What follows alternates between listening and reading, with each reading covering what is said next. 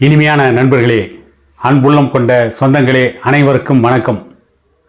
எடப்பாடி பழனிசாமியை முடித்து கட்டுவதற்கு சதி திட்டம் தீட்டிவிட்ட பாரதிய ஜனதா கட்சியும் அமித்ஷாவும். இதை பற்றித்தான் இந்த காணொலியில் சற்று விரிவாக காண இருக்கிறோம்.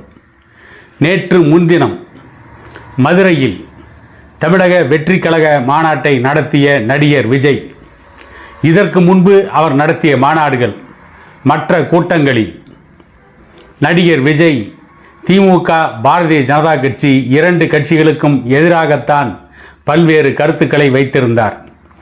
அவர் திமுகவையும் பாரதிய ஜனதா கட்சியும் எதிர்ப்பதாகவும், அவர்கள்தான் தன்னுடைய கொள்கை எதிரிகள் என்றும், அவர்களை எதிர்த்து தமிழக மக்களை காப்பாற்றுவதுதான் தன்னுடைய கோட்பாடு என்றும் நேற்று முன்தினம் வரை முழங்கிக் கொண்டிருந்த நடிகர் விஜய் அவருடைய மாநாட்டில் திடீரென்று பாரதிய ஜனதா கட்சியின் அடிமை என்று மறைமுகமாக எடப்பாடி பழனிசாமி தலைமையிலான அதிமுகவை சாடியிருக்கிறார். இதன் பின்னணியில் ஒரு ரகசிய திட்டம் இருக்கிறது. கிட்டத்தட்ட நடிகர் விஜய் பாரதிய ஜனதா கட்சியின் வலையில் விழுந்து விட்டார் என்று சொல்லப்படுகிறது. பாரதிய ஜனதா கட்சியின் எடுபடியாக அதிமுக மாறிவிட்டது என்று நடிகர் விஜய் எடப்பாடி பழனிசாமிக்கு எதிராக விமர்சனத்தை வைத்திருக்கிறார். அந்த விமர்சனத்திற்கு எதிராக எடப்பாடி பழனிசாமி எதிர்வினையாற்றி இருக்கிறார். சினிமாவில் நடித்துவிட்டு வெறும் வசனம் பேசினால் ஆட்சியை பிடித்துவிட முடியாது என்று நடிகர் விஜய்க்கு பதிலடி கொடுத்திருக்கிறார் எடப்பாடி பழனிசாமி. அவரை தொடர்ந்து எடப்பாடி பழனிசாமி முதலமைச்சராக இருந்த பொழுது அவருடைய அமைச்சரவையில் அமைச்சராக இருந்த பல்வேறு அமைச்சர்கள் இப்பொழுது நடிகர் விஜய்க்கு பதிலடி கொடுத்து கொண்டிருக்கிறார்கள். இவை நடந்ததற்கு பிறகு நேற்று தமிழகத்திற்கு வந்த பாரதிய ஜனதா கட்சியின் தலைவர் அமித்ஷா, மத்திய உள்துறை அமைச்சர் அமித்ஷா ஒரு மிகப்பெரிய குண்டை தூக்கி போட்டிருக்கிறார். அது என்னவென்று கேட்டால், 2026ஆம் ஆண்டு சட்டமன்ற தேர்தலில் திமுக தோற்கடிக்கப்படும், அதிமுக பாரதிய ஜனதா கட்சியுடைய கூட்டணி அரசு அமையும், கூட்டணி அரசில் பாரதிய ஜனதா கட்சி பங்கேற்கும் என்று அமித்ஷா சொல்லியிருக்கிறார். நான் என்ன கேட்கிறேன், அமித்ஷாவும் எடப்பாடி பழனிசாமியும் கூட்டணி வைக்கின்ற பொழுது இது சம்பந்தமாக பேசி ஒரு முடிவுக்கு வந்து விட்டார்களா என்று கேட்டால் இல்லை என்று தான் பதில் வருகிறது. ஏனென்று கேட்டால், இதற்கு முன்பு அண்ணாமலை, பாரதிய ஜனதா கட்சியின் முன்னாள் தலைவர் அண்ணாமலை என்ன சொன்னார்? அதிமுக பாரதிய ஜனதா கட்சி கூட்டணி ஆட்சி அமையும் என்று சொன்னார். அதற்கு பதிலடி கொடுத்த எடப்பாடி பழனிசாமி, அதிமுக பாரதிய ஜனதா கட்சி கூட்டணி ஆட்சிக்கு வாய்ப்பில்லை, அதிமுக தான் தனித்து ஆட்சி அமைக்கும், பாரதிய ஜனதா கட்சி அதிமுக கூட்டணியில் மட்டுமே இருக்கிறது என்று தெள்ளத் தெளிவாக ஒரு மறுப்பு கூறியிருந்தார். ஆனால் இன்றைக்கு விஜய் அதிமுகவுக்கு எதிராக பேசியதற்கு பிறகு இனி அதிமுகவும் விஜயும் கூட்டணி அமைக்க முடியாது என்ற சூழ்நிலையை பாரதிய ஜனதா கட்சி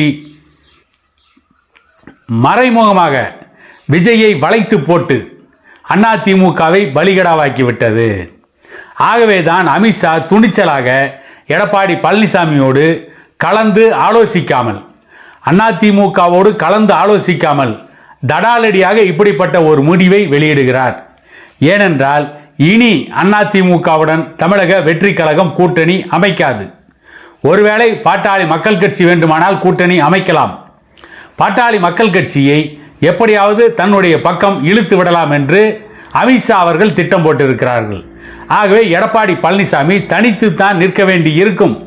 கூட்டணி அமைக்கப்பட்டாலும் கூட, பாரதிய ஜனதா கட்சி கூட்டணியில் இணைந்திருந்தாலும் கூட எடப்பாடி பழனிசாமி தன்னிச்சையாக முடிவெடுக்க முடியாது என்கின்ற சூழ்நிலையை பாரதிய ஜனதா கட்சி ஏற்படுத்தி இருக்கிறது. அதனால்தான் துணிச்சலாக பகிரங்கமாக அமித்ஷா சொல்கிறார், அதிமுக பாரதிய ஜனதா கட்சி கூட்டணி அரசு என்று. இது இன்னொரு முக்கிய செய்தி என்னவென்று கேட்டால், கூட்டணி தர்மத்தை ஒட்டுமொத்தமாக பாரதிய ஜனதா கட்சி மீறி இருக்கிறது. அதையும் அமித்ஷா அவர்கள் திறம்பட அந்த சர்வாதிகார முடிவை அறிவித்திருக்கிறார். கூட்டணியில் எடப்பாடி பழனிசாமியை கலந்து ஆலோசிக்கவில்லை, அல்லது எடப்பாடி பழனிசாமியும் பாரதிய ஜனதா கட்சியும் இப்பொழுது அமைத்திருக்க கூட்டணியில் வேறு எந்தெந்த கட்சிகள் கூட்டணிக்கு வருவார்கள் என்று கூட்டணி இன்னும் இறுதி செய்யப்படவில்லை. கூட்டணிக்கான குறைந்தபட்ச செயல் திட்டம் இன்னும் உருவாக்கப்படவில்லை. அந்த செயல் திட்டம் இன்னும் முழு வடிவம் பெறவில்லை. எந்தெந்த கட்சிகள் அதிமுக கூட்டணிக்கு வரும் என்பதே இன்னும் கேள்விக்குறியாக இருக்கிறது. தேர்தல் வருவதற்குள்ளாகவே அதிமுக பாரதிய ஜனதா கட்சி கூட்டணியே உடைந்து விடுமா என்று கூட பேசப்படுகிறது. அந்த அளவிற்கு அதிமுகவிற்கு பாரதிய ஜனதா கட்சி அரசும் அமித்ஷாவும் கடுமையான நெருக்கடிகளை கொடுக்கிறார்கள். இப்படிப்பட்ட ஒரு நெருக்கடியை தாங்கி மீண்டும் தமிழகத்திலே ஆட்சிக்கு வர வேண்டுமா என்று யோசிக்கக்கூடிய அளவில் தான் இன்றைக்கு எடப்பாடி பழனிசாமி இருக்கிறார். இப்பொழுதே பாரதிய ஜனதா கட்சி இவ்வளவு நெருக்கடிகளை கொடுக்கிறது. மத்தியிலே ஆட்சி இருக்கின்ற, மத்தியிலே அதிகாரம் இருக்கின்ற ஒரே தைரியத்தில் பாரதிய ஜனதா கட்சி எடப்பாடி பழனிசாமி தலைமையிலான அதிமுகவிற்கு மிகப்பெரிய நெருக்கடிகளை கொடுத்து கொண்டிருக்கிறது. இன்னும் சொல்ல போனால் பாரதிய ஜனதா கட்சிக்கு வாக்கு வங்கியே கிடையாது. மீறி போனால் ஒரு 2% ஓட்டுக்களைத்தான் தமிழகம் முழுவதும் பாரதிய ஜனதா கட்சி வாங்க முடியும்.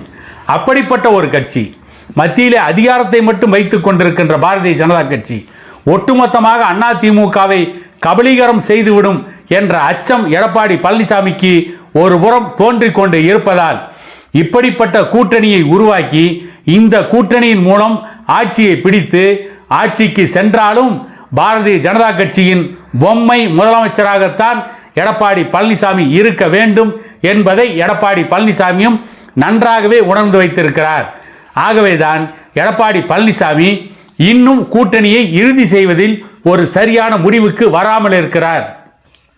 பாட்டாளி மக்கள் கட்சி இன்னும் இருக்கின்ற பல்வேறு கட்சிகள் அவர்களெல்லாம் இணைத்து ஒரு மெகா கூட்டணி அமைக்கின்ற திட்டம் ஏற்கனவே எடப்பாடி பழனிசாமியிடம் இருந்தது. இப்பொழுது அந்த மெகா கூட்டணியை நாம் அமைக்க வேண்டுமா, அப்படி அமைக்க வேண்டிய அவசியம் இல்லை என்ற முடிவுக்கே எடப்பாடி பழனிசாமி வந்துவிட்டார் என்றுதான் சொல்லப்படுகிறது. வேண்டுமானால் பாரதிய ஜனதா கட்சி மற்ற கட்சிகளை அழைத்து அதிமுக தலைமையில் மெகா கூட்டணி அமைத்தால் மட்டுமே தேர்தலை சந்தித்து அந்த தேர்தலில் வெற்றியை ஈட்டலாம் என்று மட்டும்தான் எடப்பாடி பழனிசாமி முடிவெடுத்து விட்டார் என்று சொல்லப்படுகிறது. மெகா கூட்டணியை எடப்பாடி பழனிசாமி அமைத்தால் அந்த மெகா கூட்டணியை பாரதிய ஜனதா கட்சி கபலீகரம் செய்யும் என்று எடப்பாடி பழனிசாமி சந்தேகப்படுகிறார். அது மட்டும் இல்லாமல் இன்னும் கூட்டணி இறுதி செய்யப்படாமல் அதிமுகவுடன் எந்தெந்த கட்சிகள் கூட்டணிக்கு வரப்போகிறது, பாட்டாளி மக்கள் கட்சி வருமா வராதா தெரியவில்லை. வேறு எந்த கட்சிகள் வரும், தமிழக வெற்றி கழகம் வருமா வராதா தெரியவில்லை. ஆனால் தமிழக வெற்றி கழகம் அதனுடைய தலைவர் நடிகர் விஜய் ஏற்கனவே அதிமுகவுக்கு எதிராக கருத்தை சொல்லி மாநாட்டிலே பேசிவிட்டார். ஆகவே அந்த கட்சி வருவதற்கான வாய்ப்புகளும் குறைவு. இன்னும் வேறு பல உதிரி கட்சிகள் அதிமுக கூட்டணிக்கு வருமா என்றால் வருவதற்கான வாய்ப்புகள் இல்லை. ஏனென்றால் அமித்ஷா அவர்களுடைய தான் தோன்றித்தனமான பேச்சு, கூட்டணி அமைவதற்கு முன்பே அமித்ஷா கொடுத்து கொண்டிருக்கின்ற பிரச்சனைகள், அப்படிப்பட்ட பிரச்சனைகளை கொடுத்து தன்னுடைய சிறிய கட்சிகளையும் அமித்ஷா கபலீகரம் செய்கின்ற நிலைமைதான் இப்பொழுது நிலவிக் கொண்டிருக்கிறது. ஏற்கனவே சரத்குமார் பாரதிய ஜனதா கட்சியை நம்பி பாரதிய ஜனதா கட்சியில் தன்னுடைய கட்சியை இணைத்துவிட்டு இப்பொழுது சரத்குமார் அந்தரத்திலே தொங்கிக் கொண்டிருக்கிறார்.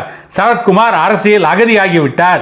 இப்படிப்பட்ட ஒரு நிலைமை நமக்கும் வர வேண்டுமா என்று பல்வேறு கட்சிகள் சிந்திக்கிறது. ஆகவே எடப்பாடி பழனிசாமி தலைமையில் ஒரு மிகப்பெரிய மெகா கூட்டணி அமைகின்ற வாய்ப்பை அமித்ஷாவே தடுத்து நிறுத்திவிட்டார். அமித்ஷாவிற்கு ஒரே ஒரு எண்ணம் மட்டும்தான் இருக்கிறது. மத்தியில் ஆள்கின்ற பாரதிய ஜனதா கட்சிக்கு ஒரே ஒரு கோட்பாட்டில் மட்டும்தான் உறுதியாக இருக்கிறார்கள். எப்படியாவது திமுகவிற்கு மாற்றாக பாரதிய ஜனதா கட்சியை கொண்டு வந்து நிறுத்த வேண்டும். பாரதிய ஜனதா கட்சி கூட்டணி வைத்திருக்கின்ற அதிமுக வெற்றி பெற வேண்டும் என்ற எண்ணம் துளிகூட அமித்ஷாவுக்கு இல்லை என்பதுதான் அமித்ஷாவின் நேற்றைய பேச்சு எடுத்து காட்டுகிறது. அதிமுகவை பயன்படுத்தி தமிழகத்திலே இதுவரை காலூன்ற முடியாமல் அந்தரத்திலே தொங்கிக் கொண்டிருக்கின்ற பாரதிய ஜனதா கட்சியை எப்படியாவது அதிமுகவை கபலீகரம் செய்து அதற்கு அடுத்து தமிழகத்திலே இருக்கின்ற இன்னும் சில கட்சிகளையும் கபலீகரம் செய்து திமுகவிற்கு மாற்றாக பாரதிய ஜனதா கட்சியை கொண்டு வந்து நிறுத்த வேண்டும். திமுக அதிமுக என்ற நிலைமை மாறி திமுக பாரதிய ஜனதா கட்சி என்ற ஒரு நிலைமையை உருவாக்க வேண்டும். அப்படி உருவாக்கினால்தான் தமிழகத்திலே பாரதிய ஜனதா கட்சி காலூன்ற முடியும்.